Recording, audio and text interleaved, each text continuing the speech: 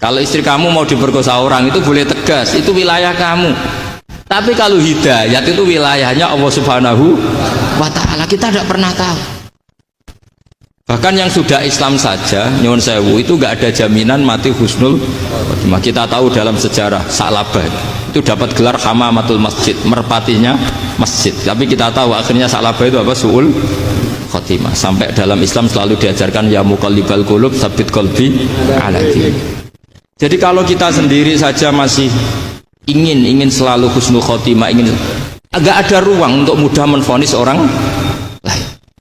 Makanya saya salut sekali ketika Habib Umar menulis kita semua ini mengkhidmai hadal kaun dan selalu berharap bisa saja suatu saat orang yang sedang kafir bisa saja suatu saat muslim. Nah soal kalau yang sama yang harbi menyerang kita ya tarung. Kalau artinya kalau yang merangi kita ya kita wajib perang, kalau enggak ya habis kita. Seperti kita lakukan ketika diserang Belanda. Tapi ketika mereka musta'man, dhimmi, mu'ahad, orang-orang kafir yang mau berdamai dengan kita ya kita damai. Sebagaimana yang dilakukan Rasulullah SAW ketika berdamai dengan kafir Quraisy yang dipimpin Suhail bin Amr. Masyhur itu dalam tarikh. Singkat cerita kan Sayyidina Ali ini pernah konflik sama orang Khawarij. Kata Sayyidina Ali, ya sudah lah, namanya kita musuhan, kita tidak usah ketemu, pakai mediator, kata Sayyidina Ali. Kata orang Khawarij, ini apa-apaan kok butuh mediator? Nggak ada Qur'annya, ada hadisnya. Kira-kira kalau Sayyidina Ali orang Jawa, nggak ada apa tidak tahu. Walhasil Sayyidina Ali akhirnya baca ayat wa in khiftum shiqaqa bainihima fab'atsu hakaman min ahli wa hakaman min ahliya. Jika suami istri tengah konflik, maka yang keluarga suami kirim mediator, yang keluarga perempuan juga kirim. Terus kata Sayyidina Ali, wa amru ummati Muhammad a'dhamu min amri rajulin wa imra'atin. Kalau suami istri saja ketika konflik butuh mediator, apalagi ini kelompok besar pasti lebih butuh mediator. Akhirnya lalu mediatornya siapa? Kata Sayyidina Ali, ya siapa saja yang penting baik. Ditunjuk seseorang, diprotes sama orang Khawarij, ini orang nggak kredibel. Oh, terus Sayyidina Ali marah-marah.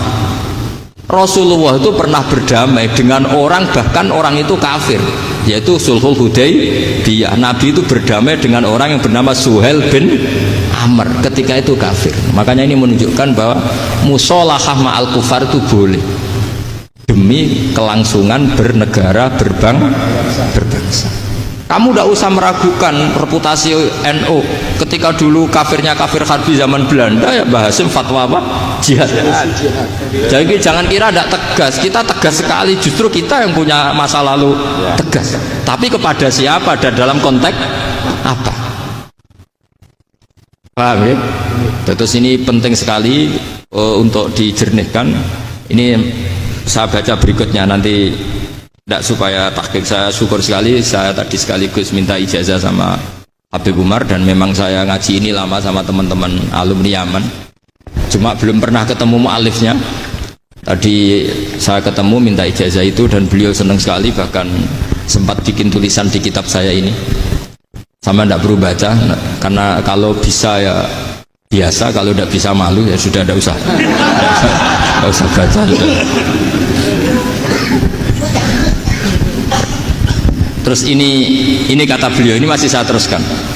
Nahnu min hadhil intilaqah naktasibu thabatana wa quwwata yaqinina wa illa fa fil ardi mu'aridun wa muntaqidun wa mukhalifun min akhyarin wa asyrarin sholihin wa fasikin muslimin wa kuffar.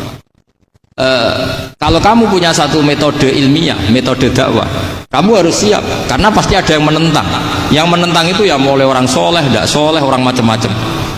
Jadi kalau sudah punya manhaj, memang dari awal harus siap apa? Ditentang. Jadi misalnya PBNU punya kebijakan apa, ya sudah siap saja dibully. Itu pasti itu, karena nggak ada manusia semua suka, semua benci. Kata beliau, anta in kunta fi syakkin min hadzal maslak wal manhaj fattabi man syi'ta wasaha angka ghaniyah wa in kunta ala yaqinin annahu al-huda wa mirasun nubuwah wa annahu haqiqatu tarjamatil ahdi ma'rab fala tata'athar min kalami ahadin yakunu mangkana. Jadi intinya kita mengawal Islam secara rahmatan lil alamin itu justru kita berharap menjadi simpatik dan menjadikan mereka menjadi napa Islam. Jangan ketika simpatik dianggap gak tegas. Saya masih ingat betul dawuh Mbah Mun, hak sekseni, kata beliau, saya masih ingat kalimatnya sekseni. Aku ra tegas itu berdasar ayat laisalaka minal amri syai'un aw yatuba alaihim aw yu'adzibahum. Karena potensi sosial itu bisa rubah.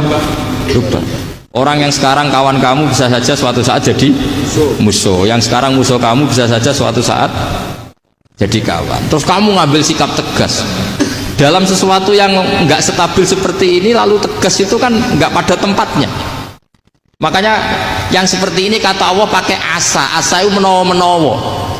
Asa wahu ayyaj'ala bainakum wa bainal ladzina ataitum minhum mawaddah.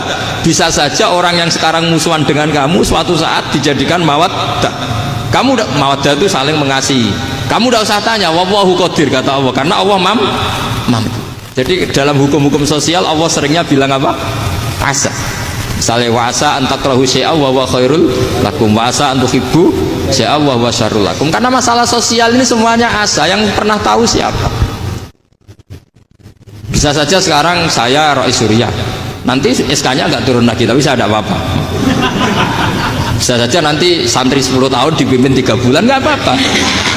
Bolak-balik nggak apa-apa, saya tidak akan kecewa. Karena masya Allahu kana wa malam biasa lam yakun. Assalamualaikum warahmatullahi wabarakatuh.